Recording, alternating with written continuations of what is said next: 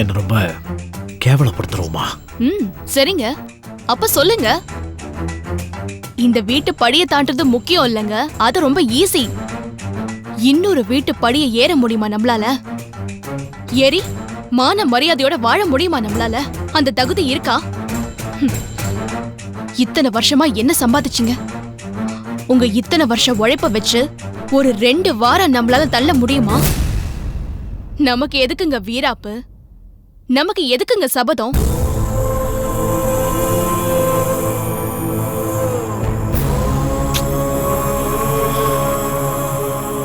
பாருங்க, நான் சொல்றத கேளுங்க. மாமா காணாம போயிருக்காரு. அவரு கிடைக்கிற வரைக்கும் உங்க அம்மாவை தனியா விட்டுட்டு போறது சரியா இருக்காதுங்க. பெரிய புள்ள அம்போன்னு விட்டுட்டு போயிட்டான்னு கெட்ட பேரு தான் வரும். அதனால தாங்க சொல்றேன், உங்க அப்பா திரும்ப கிடைக்கிற வரைக்கும் நமக்கு டைம் இருக்கு. அது வரைக்கும் இருப்போம்.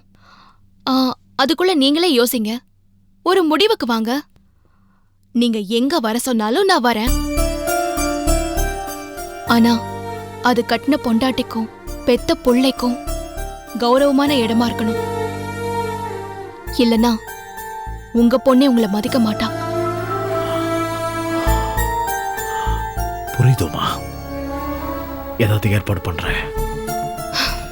சரி, ஏற்பாடு பண்ணுங்க. ஆனா நாம மாமா வந்ததுக்கு அப்புறம் போகலாம், சரியா?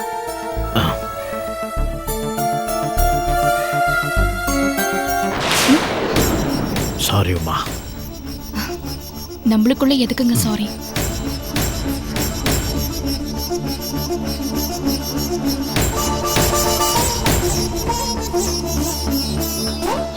உமா, என்னாச்சுமா? அத்த, வீட்டை விட்டு போய் ஆகணும்னு ஒரே அடம் பண்ணார் அத்த. நான் பிடிவாதமா சொல்லிட்டேன், நீங்க வேணும்னா போங்க, நான் என் அத்தைய விட்டுட்டு 1 இன்ச் கூட இந்த பக்கம் அந்த பக்கம் நகர மாட்டேன்னு. உடனே சைலண்ட் ஆயிட்டார் அத்த. உமா, நீ இல்லன்னா என் கதை அவ்வளவுதான். இந்த ஸ்னேகா என் கண்ணுல விரல விட்டு ஆட்டிருப்பா.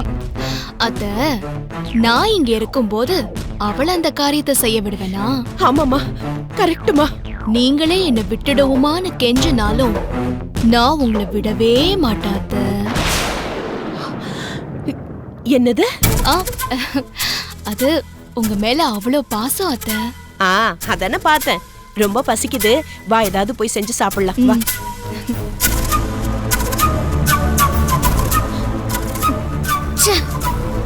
ஏன் இந்த ஷாம்லா இப்படி ஒரு மக்க பிளாஸ்டரியா இருக்கு?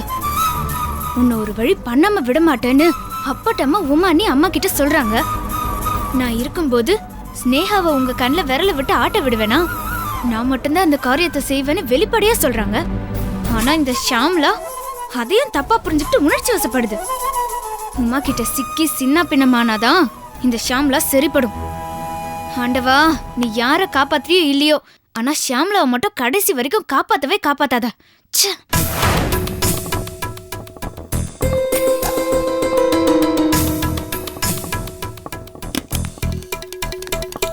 அக்கா, டேய், ஏன் இப்படி கத்துற இடியட்? தப்பு செய்யறதெல்லாம் நீ, ஆனா என்ன நல்லா திட்டு. நான் என்ன தப்பு பண்ணேன்? தப்பு இல்ல, பெரிய குற்றமே பண்ணிருக்க. ஒரு அனகொண்டா கூப்பிட்டு அது கையில ஹாஸ்பிட்டலே ஒப்படைச்சிருக்க. அது நம்ம ஹாஸ்பிட்டலே முழுகிடும். யார் அனகொண்டா? அது ஸ்னேகாவா? சிரிப்பு வருது உனக்கு?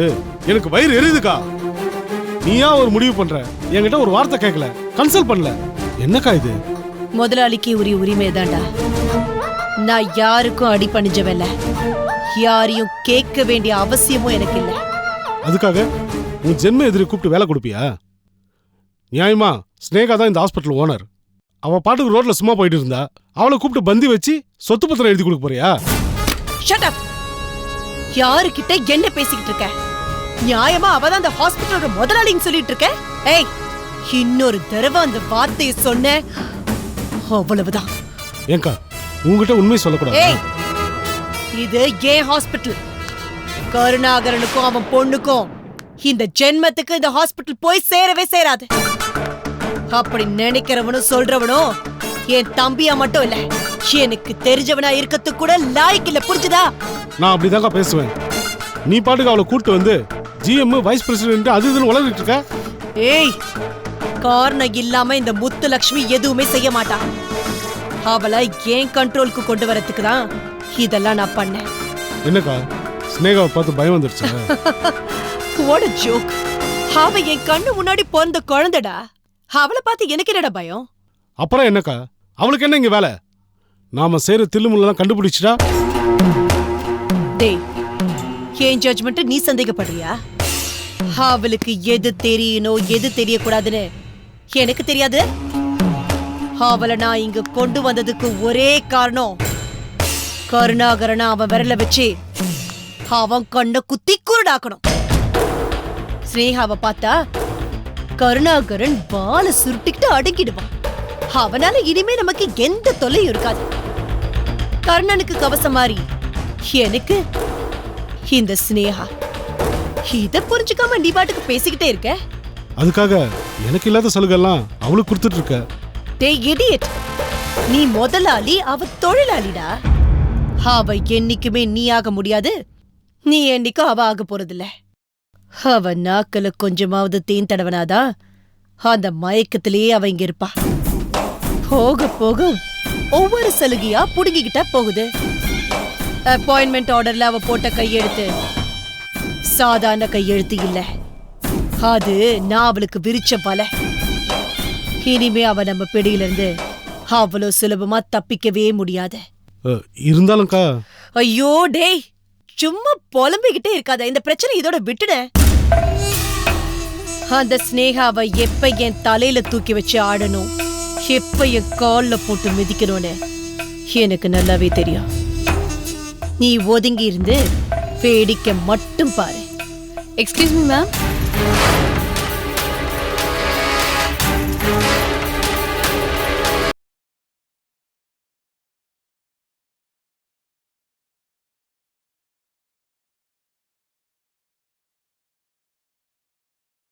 நீ ஒதுங்கி இருந்து வேடிக்கை மட்டும் பாரு. Excuse me ma'am. வா ஸ்னேகா, உள்ள வா.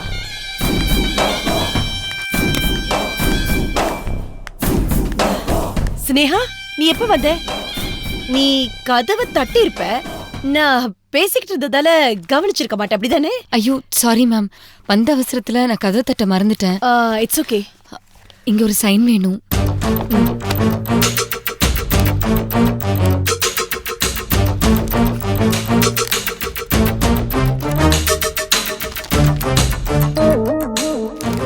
Thank you ma'am.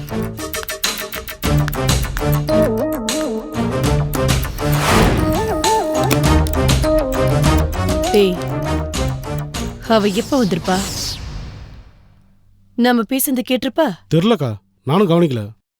சின்ன குழி தோண்டி புதைக்கிறதுக்கு நீ ஒருத்த போதும், முட்டாள். அவளை பத்தி பேசுறதுக்கு உனக்கு இந்த இடம் தான் கிடைச்சதா? இனிமே அவளை பத்தி ஒரு வார்த்தை கூட இங்க பேசக்கூடாது. எதுவா இருந்தாலும் வீட்டுல பேசிக்கலாம், புரிஞ்சுதா? நான் ஜஸ்ட் கெட் அவுட்.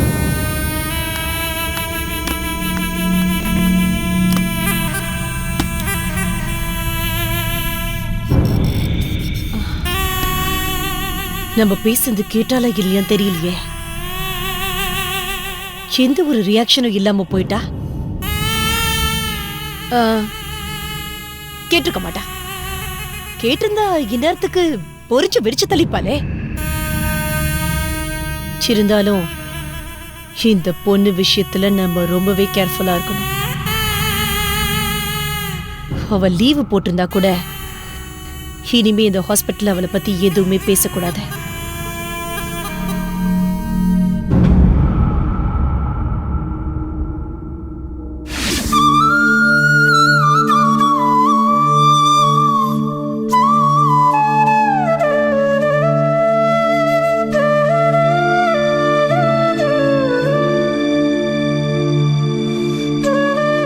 இத பாரு, இந்த மாதிரி நகம் கடி கூடாது உனக்கு எத்தனை தடவை சொல்லியிருக்கேன். திருப்பி திருப்பி அதையே செஞ்சிட்டு இருக்க. கையில் ராஜி.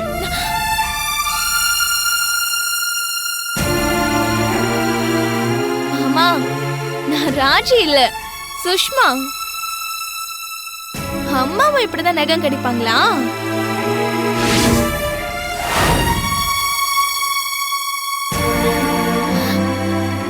அம்மா, நான் நல்ல நகம் கடிப்பேன். நீ இப்படித்தான் நகம் கடிப்பியா? நகம் கடிக்கிறதா? உன்னையே கடிச்சு கொதற மன நிலைமையில நான் இருக்கேன்டி.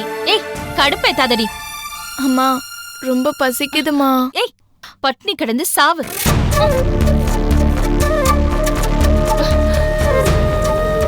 இப்பதானம்மா ஜுரம் விட்டுச்சு, அதான் பசிக்குது. நீ சாவுன்னு சொன்னா நான் சந்தோஷமா சாவுறேன். ஆனா உன் மடியில படுத்துதான் சாவேன். ஐயோ அண்ணே, ஏதாவது பண்ணி தொலைனா அம்மா அம்மான்னு சொல்லி என் உயிரை எடுத்துட்டு இருக்கா. உண்மையிலே பசிக்குதுமா. ஏய், போடி வெளியில.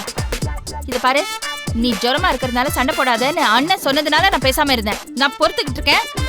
இப்பதான் குணமாயிடுச்சுல, உங்க அப்பா கிட்ட போடி. பசிக்குதுமா. அண்ணே!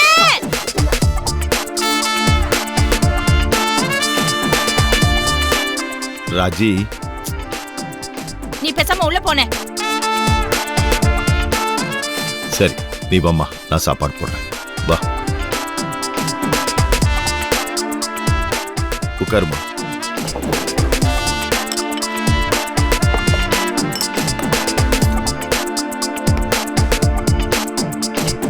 அம்மா, மாமாக்கு என் மேல இருக்கிற பாசம் கூட உனக்கு என் மேல இல்லையேம்மா. ஏய் பேசாத.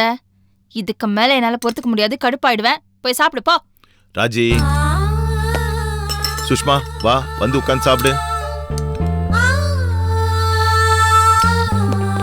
தேங்க்ஸ் மாமா. சாப்பிடு.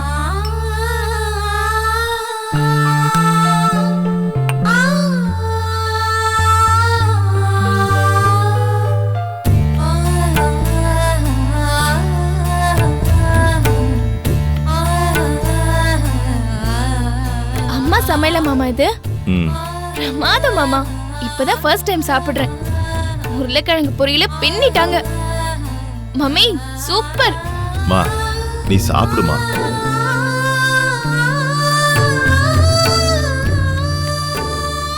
மடி சுஷ்மா, உங்க வீடு எங்கம்மா இருக்கு?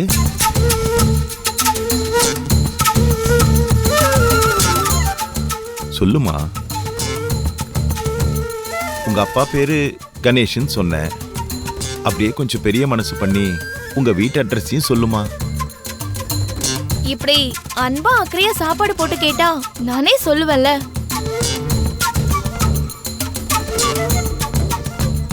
சரிம்மா சொல்லு, உன் வீட்டு அட்ரஸ சொல்லு. Number 15 3rd Cross Street, Venkatachala Nagar, Virugambakkam. பாத்தியா ராஜி, குழந்தை எவ்வளவு அழகா சொல்றா பாரு. இப்படி அவ மனச குளிர வச்சு அட்ரஸ் கேட்காம எரிஞ்சு எரிஞ்சு விழுந்தா அவ எப்படிமா அட்ரஸ் சொல்வா? இப்படி என்ன மாதிரி கொஞ்சம் புத்தியை யூஸ் பண்ணுமா. நாசமா போச்சு. அவ இப்ப சொன்னது அவ வீட்டு அட்ரஸ் இல்லனே, நம்ம வீட்டு அட்ரஸ். இது கூட தெரியாம இருப்ப நீ. ஏமாந்துட்டீங்களா மாமா? பொய் சொன்னியா? இல்ல மாமா, ஒரு விதத்துல பார்த்தா இதுவும் உண்மைதானே. என் அம்மா வீடு தானே என் வீடு. அதனால என் வீட்டு அட்ரஸ் இதுதானே. அதனாலதான் நான் இங்க வந்திருக்கேன்.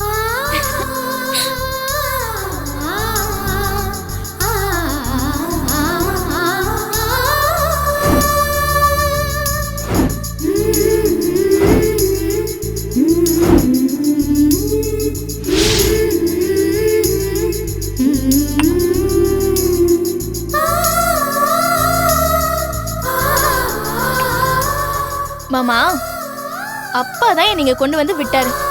இதான் இனிமே உன் வீடுன்னு சொல்லிட்டு விட்டாரு. அப்பா சொல்றதுதான் எனக்கு வேத வாக்கு. அதனால இதுதான் என் வீடு. அப்படியா? சரி, உங்க அப்பா ஃபோன் நம்பர் கொடு, நான் அவர்கிட்ட பேசிக்கிறேன். தெரியாது மாமா, அப்பா அடிக்கடி நம்பர் மாத்திக்கிட்டே இருப்பாரு. அவரோட கரெக்டான நம்பர் எனக்கு தெரியாது.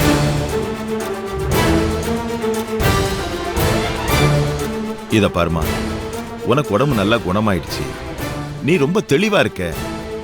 நீ சாப்பிட்டுட்டு உங்க வீட்டுக்கு கிளம்பு. எங்க அம்மா விட்டுட்டு நான் எங்கேயும் போக மாட்டேன். ஏய், இனிமே உன்னை வச்சுட்டுலாம் போராடிட்டு இருக்க முடியாது. நீ எங்களுக்கு பெரிய தொல்லையா இருக்க. மரியாதை வீட்டுக்கு கிளம்பு. நான் உன் புள்ளமா தொல்லைன்னு சொல்றேன். நீ என் மக கிடையாது. அனாவசியமா அதையே திருப்பி திருப்பி சொல்லி என் பிபி ஏத்திட்டு இருக்காத. நான் போக மாட்டேன்.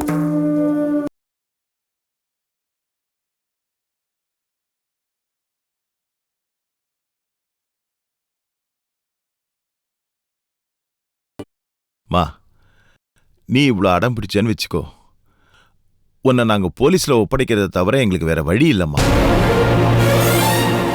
நீ எங்க கிட்ட வேணா உங்க அப்பாவோட போன் நம்பரையோ அட்ரஸையோ சொல்லாம இருக்கலாம்.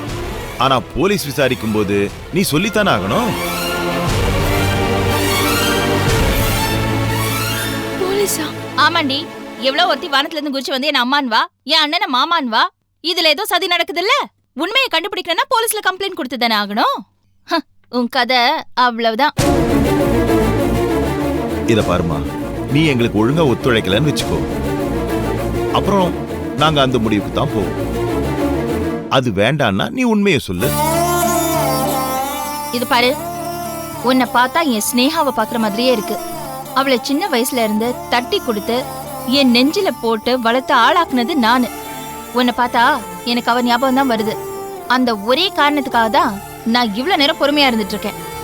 ஆனா அது ஏன் நீ உனக்கு சாதகமா எடுத்துக்கிட்டு எங்க தலையில மிளகா அரைக்கணும்னு நினைச்சேன்னு வெய்யே, அந்த மிளகாவைய பொடியாக்கி உன் கண்ணுல தூவறதுக்கு நான் தயங்க மாட்டேன்டி. அம்மா வேண்டாம்மா. சரி, அப்போ நீ உண்மையை சொல்லு, இல்லனா மரியாதையா இங்க இருந்து கிளம்பி போயிடு. நீ ரொம்ப வரம்பு மீறி போயிட்டு இருக்க. இதுதான் உனக்கு லாஸ்ட் வார்னிங். சரிம்மா. என்ன கிளம்புறியா? இல்ல, நீங்க கிளம்புங்க. எங்க? போலீஸ் ஸ்டேஷனுக்கு போவோம். போலீஸ்க்கு போனாதான் என்ன பிடிச்சவங்க கிட்ட ஒப்படைச்சாதான் உன் கோவம் தீரும்னா எனக்கு ஓகே தான். ஆனா எங்க அப்பா என்ன இங்க கொண்டு வந்து விட்டுருக்காரு. அம்மா சொல்ற பேச்ச கேட்கணும்னு சொல்லிருக்காரு. அதனால நீங்க என்ன போலீஸ்ல ஒப்படைச்சீங்கன்னா உங்க விருப்பப்படியே நடந்துக்குவேன். நாளைக்கு போலீஸ் வந்தாலும் யார் வந்தாலும் நான் உன் மகங்கிற உண்மை தானமா வெளியில வரப்போது.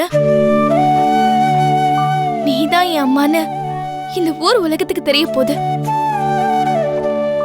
போலீஸும் கோர்ட்டும் தான் அதை சொல்லணும்னா அத கண்டிப்பா கட்டாயம் சொல்லும்.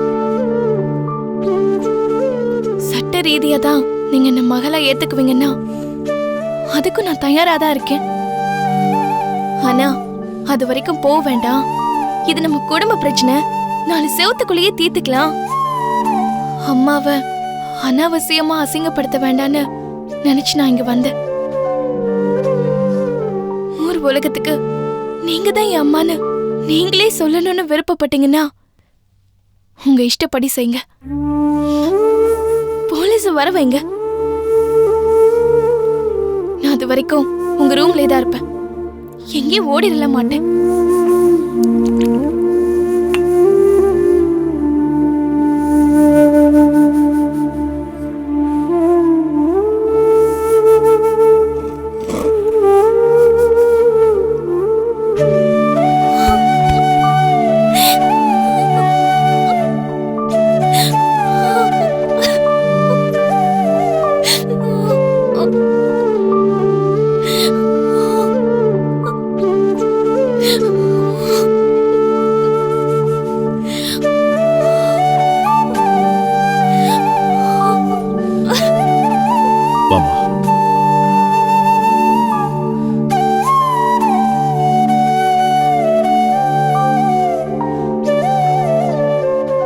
அண்ணே, என்னண்ணே இவ எதுக்கும் துணிஞ்சுதான் வந்திருப்பா போல இருக்கு.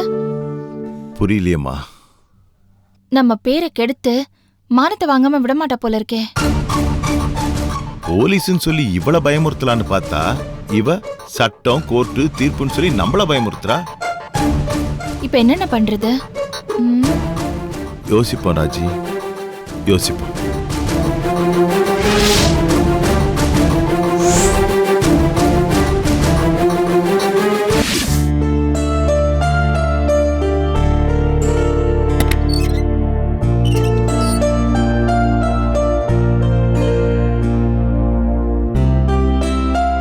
அத்தை குடுங்க, நான் கட்டுறேன். குடுங்க அத்தை. ஸ்னேகா, ஸ்னேகா, பிரியா, ஸ்னேகா எங்க? இன்னும் வரல. ஸ்னேகா எங்க போயிருக்கா? யாருக்கு தெரியும்? அவ கொலைகார அப்பனை பாக்குறதுக்கு ரகசியமா போயிருப்பா. இந்த பாருங்க, தேவையெல்லாம் பேசாதீங்க. ஏன் விஷயத்துல ஏன் நீங்க தலையிடுறீங்க? இது என்னடா வம்பா போச்சு? ஏன் அத்தை இந்த வீட்ல ஒருத்தர் கேக்குற கேள்விக்கு பதில் சொல்றது கூட தப்பா அத்தை? இந்த கிண்டல்லாம் வேணாம். நான் ஏற்கனவே கடுப்புல இருக்கேன். பிரியா, உன்கிட்ட கேள்வி கேட்டா நீ பதில் சொல்ல மாட்டியா? என்னை எங்கன்னு சொல்ல விடுறாங்க? அதான் நீ பாக்குறல, ஸ்னேகா நீ எங்க போயிருக்காங்கன்னு எனக்கு கண்டிப்பா தெரியாது. ஆனா கோயிலுக்கு போறேன்னு போய் சொல்லிட்டு அவங்க அப்பாவை திருட்டுத்தனமா ஒண்ணும் பார்க்க போல. அது மட்டும் எனக்கு நல்லா தெரியும். என்ன திமிரா? உங்களுக்கு மட்டும் தான் பேச வருமா? எனக்கும் நல்லா பேச வரும்.